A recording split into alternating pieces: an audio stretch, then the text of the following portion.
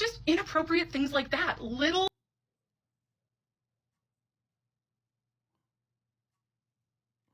Oh my God. Oh my God. You have an enabler. Now we get to the woman who fell in love with her psychiatrist over telehealth sessions, 30-minute long telehealth sessions. This is what's been popping on TikTok, and I wanted to tackle this and see what the is up here.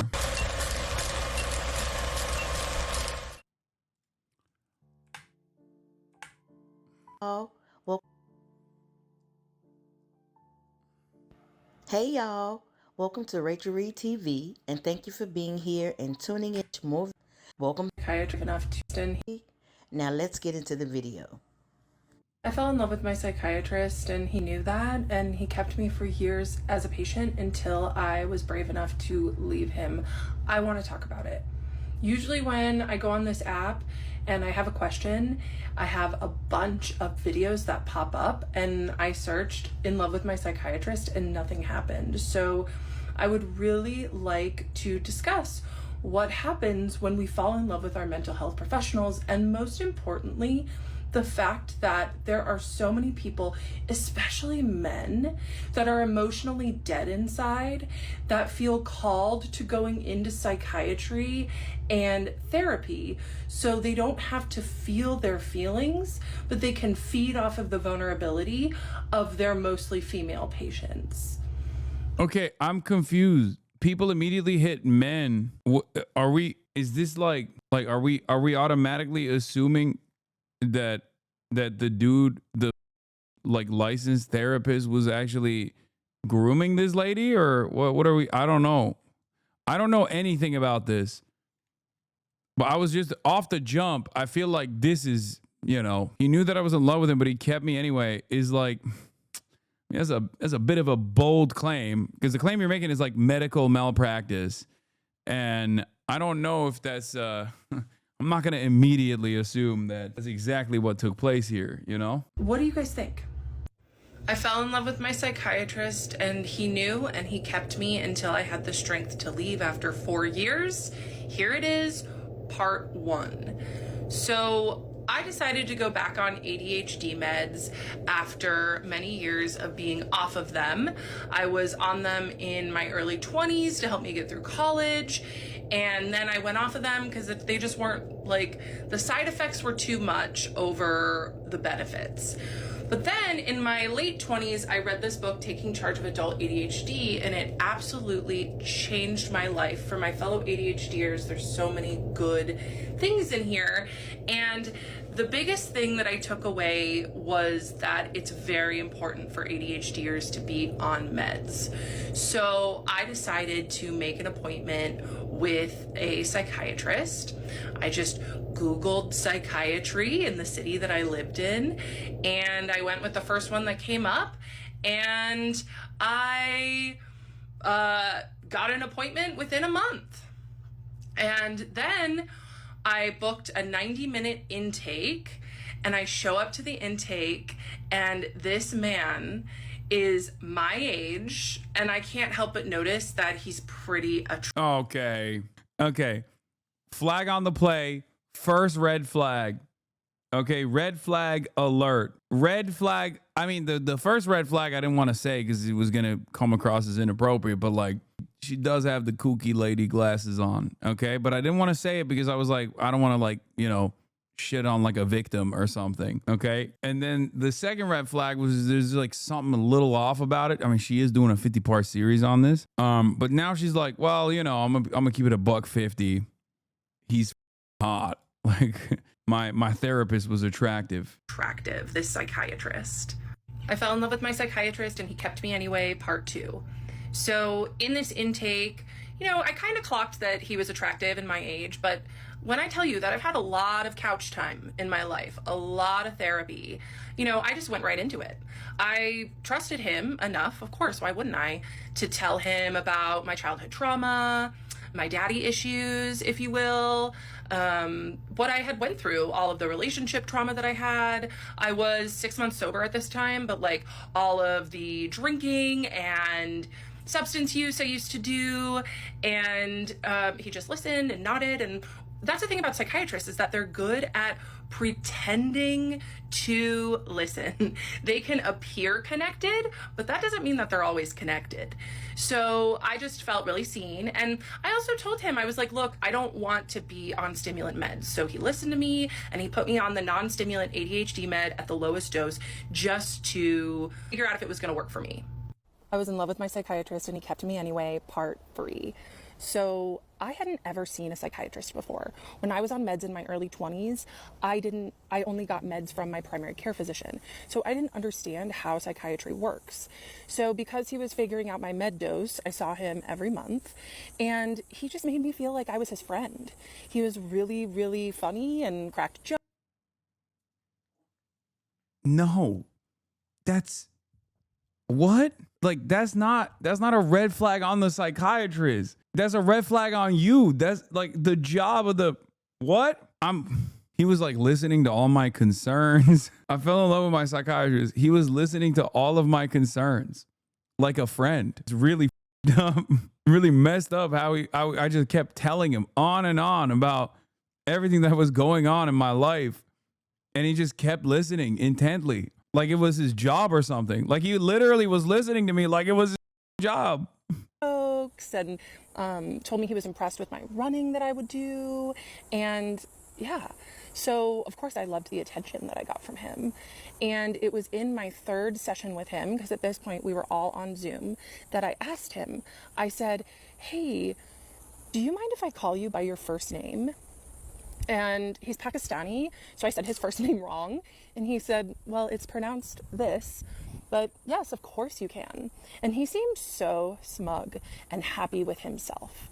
And I know that is because that was his first sign that him pretending like we're friends was working. And to be fair to me, I had only ever been to therapy before. I didn't realize that, it's important to call your doctor last name. I mean, I did know that. I did it with all my other doctors, but it just showed that the boundaries were blurring, and he liked that.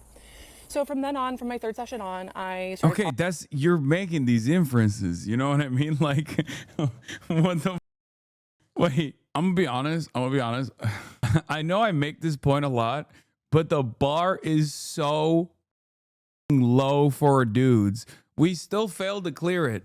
But like, this woman literally fell in love with a dude who listened to her professionally and was on time. Okay, that's it. He was there when he had to be, and he just listened.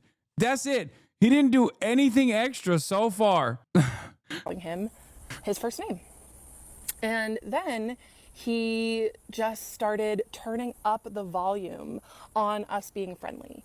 And he would ask me for the first... Conveniently ignoring the fact that she thought he was hot on day one. Sure. Okay. 6 sessions, he asked me after the meds, he said, how's your bowels, bladder, and appetite? And I would say they're all normal. And then he would ask me any thoughts of harm. And apparently that's pretty common for psychiatry. Yeah. Wait, what? To ask those questions. And then on our 6th session, when things were really, the chemistry was starting to be there before, like, I didn't realize it. I was like, oh, this man is just friendly. And he said, I have to ask this because it's a special interest of mine, but is there any thoughts of harm? Like, I was special to him. And I said, what? Yo, what do you do when someone is already doing therapy? What do you... Because like under normal circumstances, if someone was like telling me this, I'd be like, you have to go to therapy. But she's already having these wild thoughts in therapy. So okay. No thoughts of harm. And he didn't ever ask me a clinical question again. He stopped asking me about my bladder, bowels, and appetite, and he stopped asking me about thoughts of harm. So to me, I would just show up and he was like a therapy appointment every month.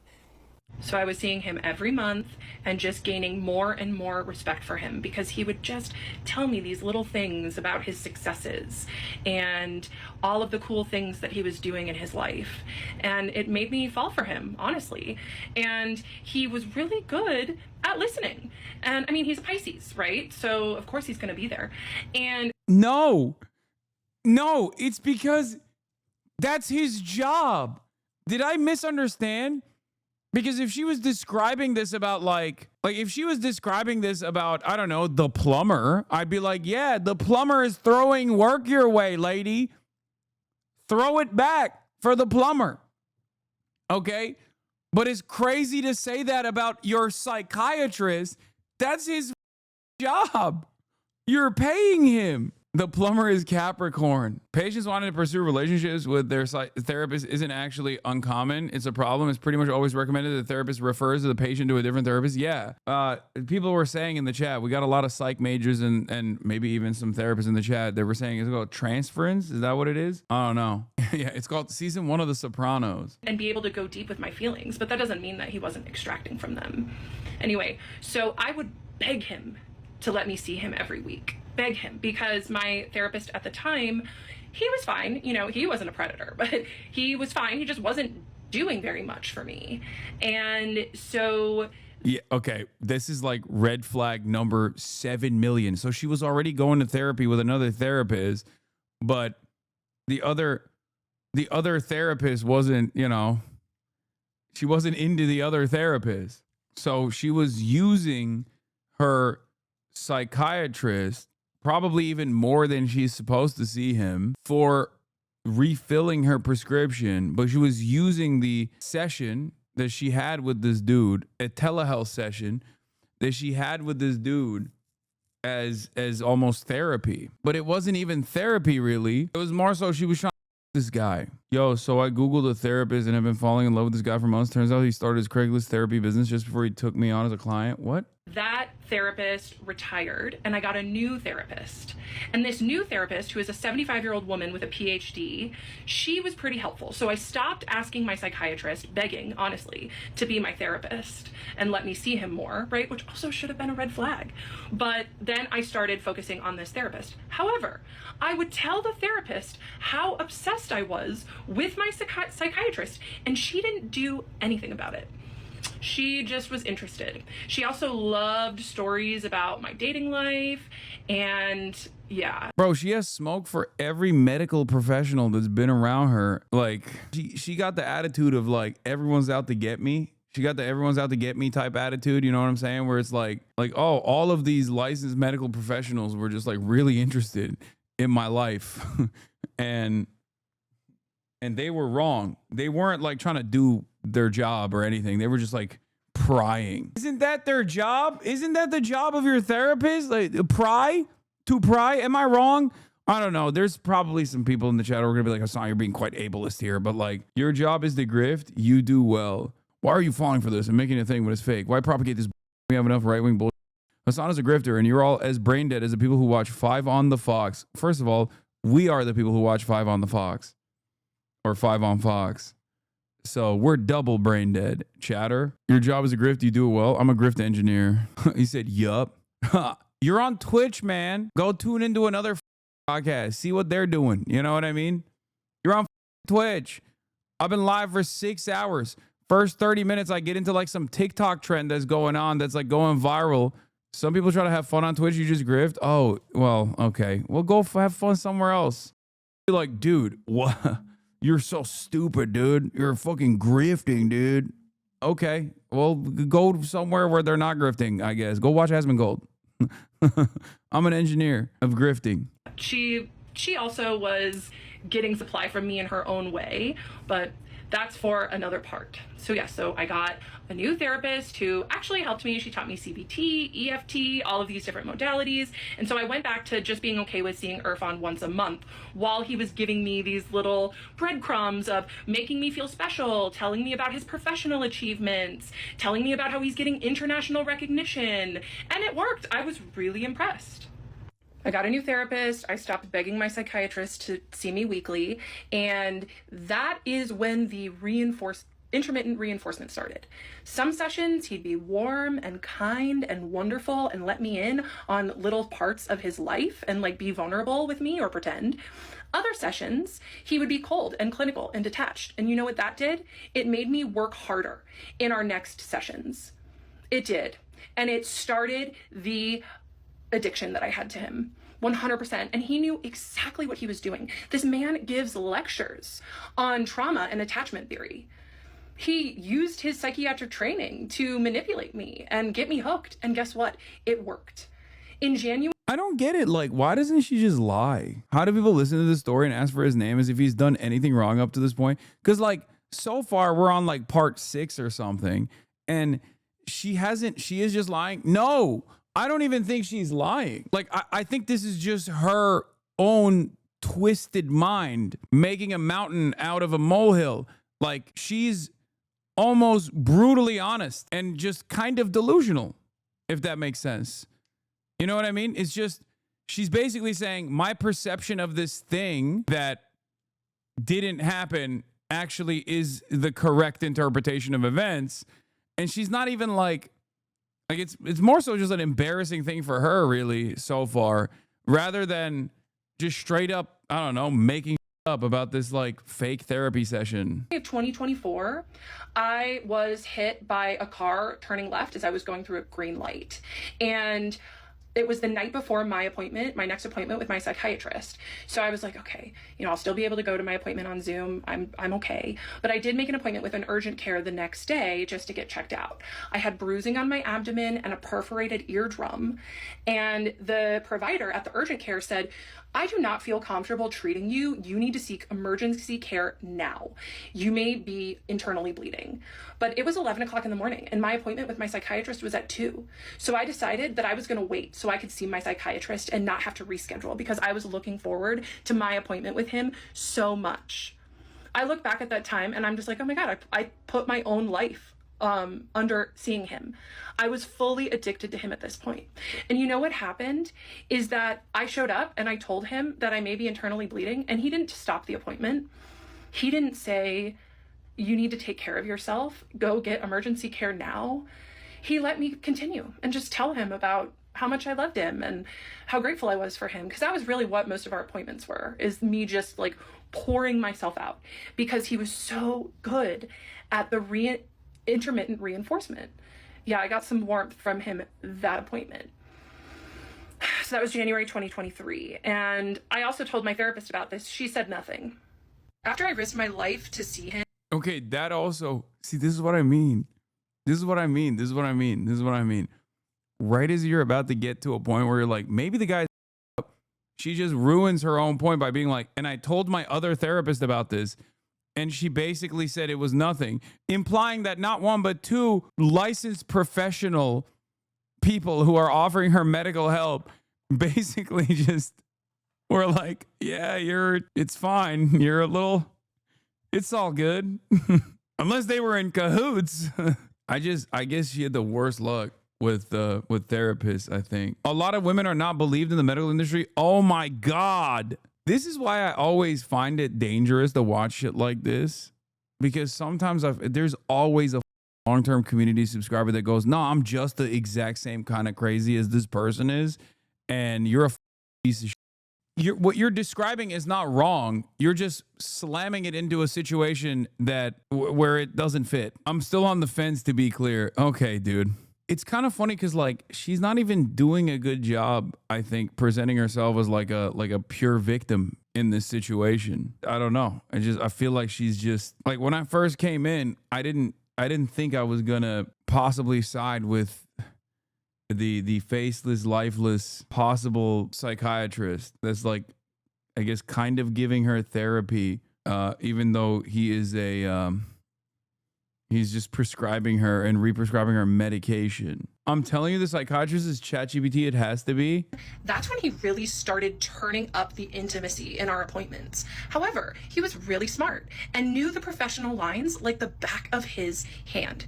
So he would comment on my appearance, but not compliment my appearance. So I would come on screen and he would say, oh, you curled your hair.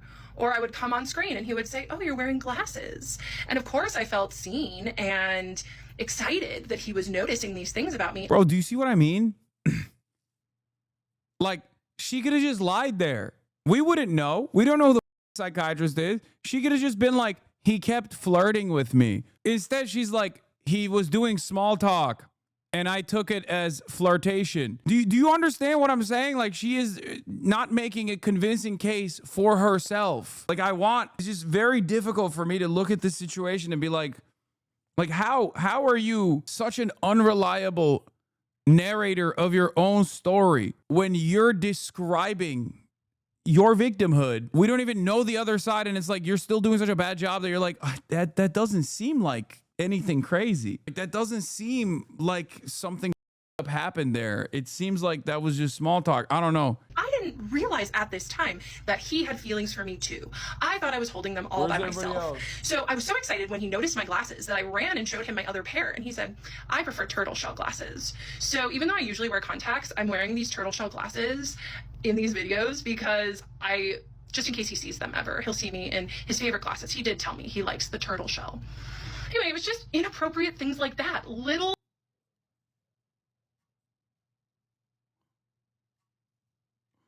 How do I get a woman to think of me this way? What the bro?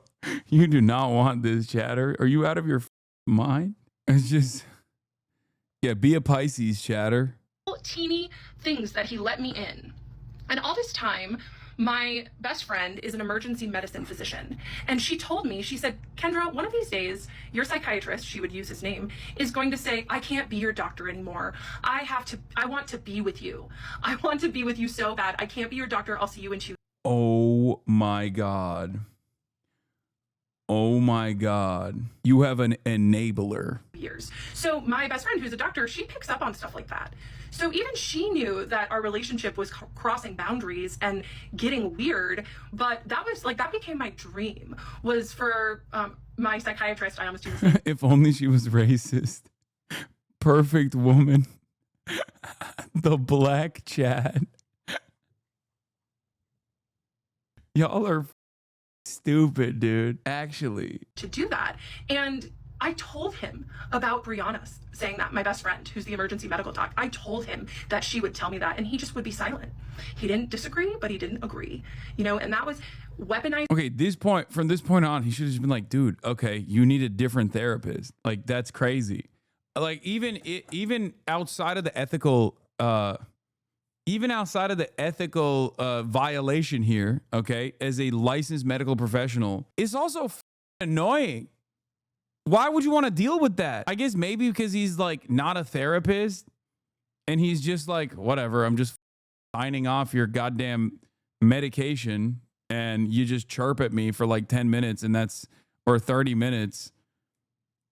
So he just didn't think about it at all. I don't know. Cause like ultimately patient ding, ding, ding, patient abandonment, dink doink, patient abandonment. It's BetterHelp. She's so insane. I love her. Yeah. Just put the Adderall in the bag, little bro. Neutrality was his favorite game to play, right? He didn't disagree with Brianna telling me that my psychiatrist had feelings for me, but he also didn't say that's inappropriate. Let's change the subject. It was also around this time that I asked my psychiatrist if he had diagnosed me with anything other than ADHD when I had my initial diagnosis. And he said, "Yeah, I did." I said, "Oh, what did you diagnose me with?" And he said, "A therapist. Neutrality is his favorite game to play." Well, you had a lot of traumatic things happen to you in childhood because of your dad, and so I diagnosed you with other trauma and stressor related disorder. And that was the first little ping that I got of like, that was weird. Why would he keep that from me? I asked him, like, why wouldn't he tell me that? That seems important. He didn't tell me because he was using that information to manipulate me. He knew I had trauma and stressor disorder, and instead of helping me heal from it and telling me about it, he used it against me. January 2023, at this point,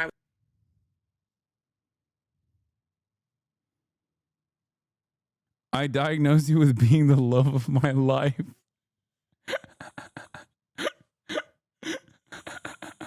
Dude, the big reveal is the chat GPT is the therapist is crazy.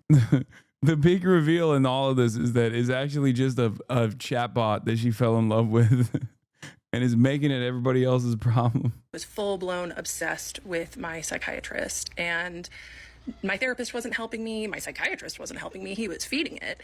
And then I got a boyfriend. And at first my psychiatrist wasn't really that keen. But then my psychiatrist realized that my boyfriend was a lot like my psychiatrist. And then I started talking to my psychiatrist about my sex life, about tracking my cycle, using the fertility awareness method. What? And my psychiatrist loved it. He didn't never say, this isn't inappropriate to your care. Let's pivot.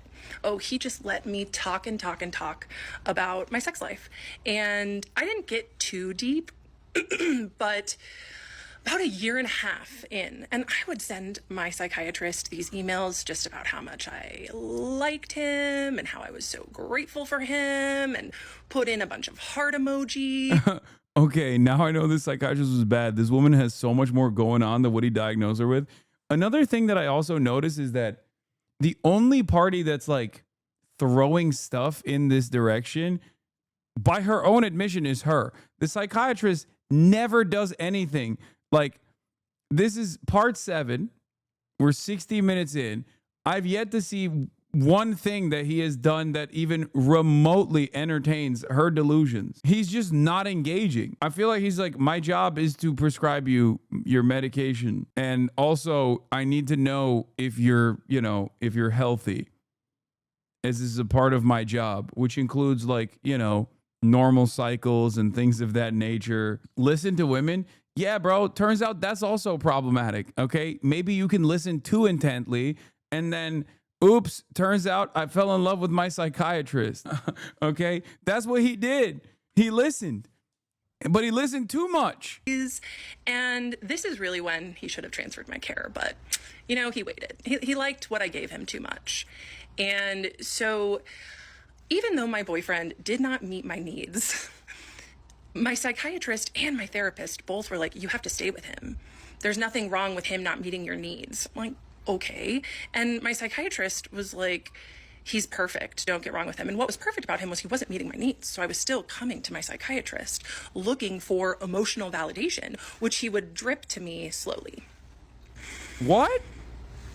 So my therapist, who I didn't know at this time had bad boundaries, but she did, I went to her because my boyfriend and I, after like more than a year together, we started having issues in the bedroom.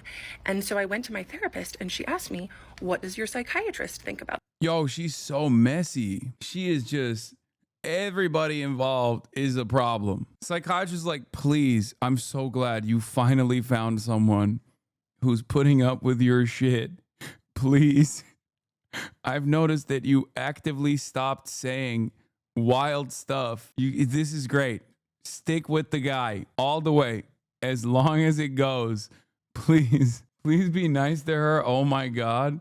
Let her cook. She doesn't know. Shaking my damn head. I'm trying to be nice. This. And I said, I don't know. I haven't talked to my psychiatrist about this stuff because I have a crush on my psychiatrist and I don't want to tell him this intimate of stuff. And she said, well, you should tell him because I want a male's perspective. So at my next appointment. Yeah, by the way, the big reveal in the last part was that she's been wearing these glasses because the psychiatrist one time said, oh, I like these glasses. One time. I don't even know how many years ago. Okay. One time. The psychiatrist, not even the therapist, the psychiatrist said, oh, I like these glasses. And she says she's wearing them with the hopes that he sees it. 2022 or 2023 at this point? Oh my God. With my psychiatrist, I told him, I said, today we're going to talk about my intimate life. And he said, oh, I said, yes. My psychologist, my therapist asked what your opinion on it was. And I told her that I don't talk to you about this intimate stuff because I have a crush on you. And he looked down and smiled so big in that moment. Okay, that's when he should have fucking pulled the ripcord. Everything past this point is like up. All right. Yo, is Austin here? Smiled so big. And I loved it. It's so gross thinking about it. And then I proceeded to give him 30 minutes of non-stop content about my intimate life with my boyfriend. And I actually recorded the whole thing because I was so excited about it. But now it makes me sick. I can't even listen to the recording. I've tried to start, but it's gross. Any ethical psychiatrist would have stopped me and said, Kendra, let's talk about your meds. Let's talk about your care. At this point, my meds were stable. And I was still seeing him every month. Yeah, that was a rough time. And it was pretty much his Christmas morning. The almost Mad at somebody wanted him to play Battlefield because there's too much stuff going on in the world, and now we're watching TikTok story time. Yeah, don't. I got mad at someone at literally 20 minutes into my Israel coverage, not at the end of my broadcast. Okay.